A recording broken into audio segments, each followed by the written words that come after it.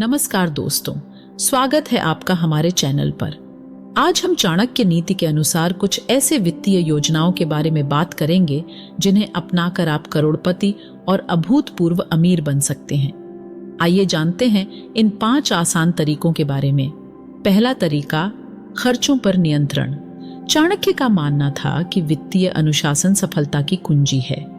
आज के समय में हम अक्सर अपने खर्चों को बिना सोचे समझे बढ़ा लेते हैं, जिससे हमारी बचत और निवेश की योजना प्रभावित होती है। सबसे पहले आपको एक बजट बनाना चाहिए।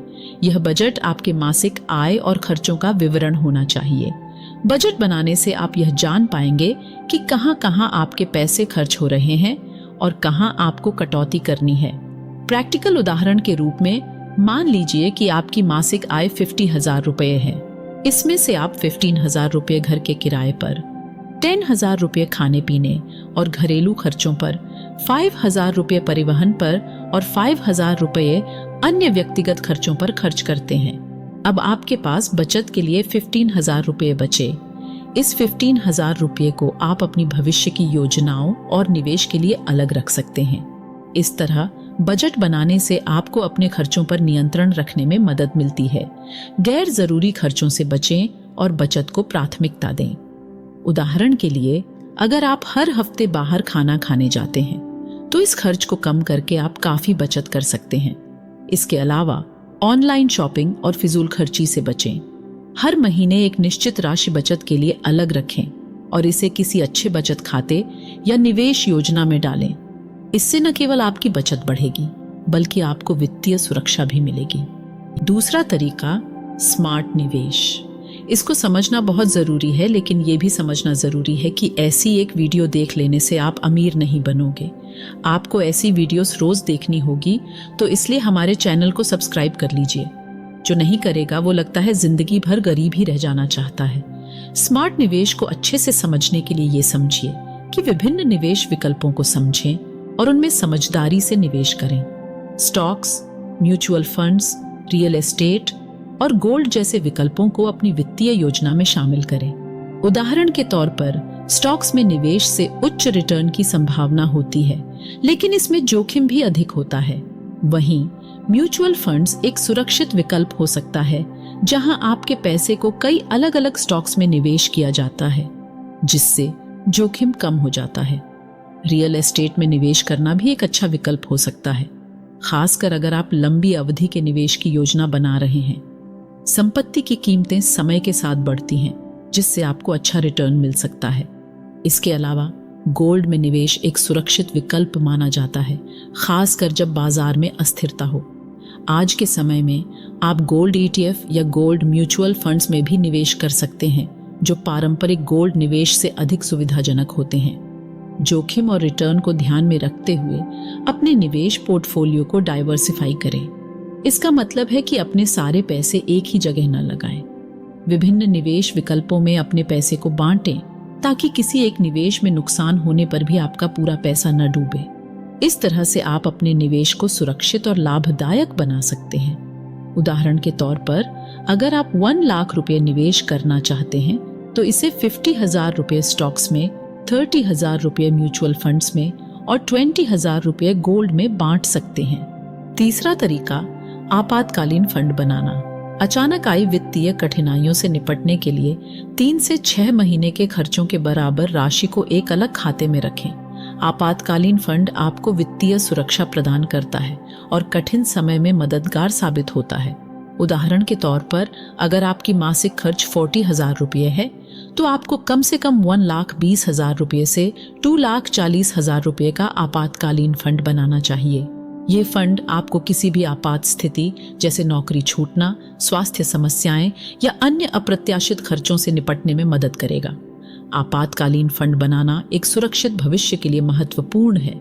इसे बनाने के लिए आप अपनी मासिक बचत का एक हिस्सा अलग रख सकते हैं। उदाहरण के तौर पर, अगर आप हर महीने 5,000 रुपये बचत करते हैं तो इसे आपातकालीन फंड में डालें। धीरे धीरे आप यह राशि जोड़ सकते हैं और एक मजबूत आपातकालीन फंड बना सकते हैं। इस तरह आप किसी भी अप्रत्याशित वित्तीय संकट से निपटने के लिए तैयार रहेंगे। एक अलग खाते में आपातकालीन फंड रखना महत्वपूर्ण है, ताकि आप इसे अन्य खर्चों के लिए उपयोग न करें। इस खाते को केवल आपात स्थिति में ही उपयोग करें। आजकल कई बैंकों में आप उच्च ब्याज दर के साथ बचत खाते खोल सकते हैं, जिससे आपका आपातकालीन फंड भी बढ़ेगा। इस तरह आप न केवल आपात स्थितियों के लिए तैयार रहेंगे, बल्कि आपके फंड का मूल्य भी समय के साथ बढ़ेगा। चौथा तरीका, वित्तीय शिक्षा। अपने ज्ञान को निरंतर बढ़ाते रहे। वित्तीय शिक्षा के माध्यम से नए निवेश विकल्पों और बाजार के रुझानों के बारे में जानें। चाणक्य का मानना था कि ज्ञान ही सबसे बड़ी संपत्ति है। सही निर्णय लेने के लिए वित्तीय सलाहकारों की मदद भी लें। उदाहरण के तौर पर आप नियमित रूप से वित्तीय समाचार पढ़ सकते हैं, वित्तीय वेबसाइट्स और ब्लॉग्स फॉलो कर सकते हैं और ऑनलाइन कोर्सेज कर सकते हैं। आज के समय में इंटरनेट पर कई संसाधन उपलब्ध हैं, जहां से आप वित्तीय ज्ञान प्राप्त कर सकते हैं। YouTube पर कई वित्तीय विशेषज्ञों के चैनल हैं, जहां से आप निवेश, बचत और वित्तीय योजनाओं के बारे में जान सकते हैं। इसके अलावा विभिन्न वित्तीय पुस्तकें और ई-बुक्स भी उपलब्ध हैं, जो आपके वित्तीय ज्ञान को बढ़ाने में मदद कर सकती हैं। उदाहरण के तौर पर रिच डैड पुअर डैड और थिंक एंड ग्रो रिच जैसी किताबें वित्तीय शिक्षा के लिए बेहतरीन मानी जाती हैं। सही वित्तीय निर्णय लेने के लिए आप एक वित्तीय सलाहकार की मदद भी ले सकते हैं। एक अच्छे वित्तीय सलाहकार की सलाह से आप अपने निवेश और बचत की योजना को और भी बेहतर बना सकते हैं। वे आपकी वित्तीय स्थिति का विश्लेषण करके आपको सही निवेश विकल्प चुनने में मदद करेंगे। इस तरह आप अपने वित्तीय लक्ष्यों को प्राप्त करने के लिए एक सही दिशा में आगे बढ़ सकते हैं।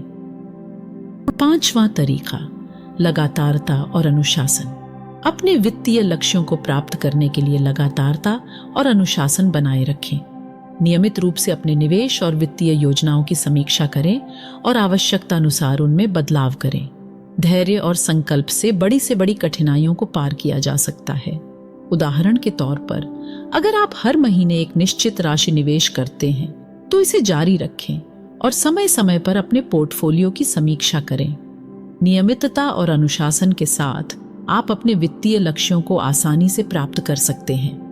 उदाहरण के तौर पर, अगर आपका लक्ष्य 5 साल में 10 लाख रुपए की बचत करना है, तो इसे छोटे छोटे लक्ष्य में विभाजित करें।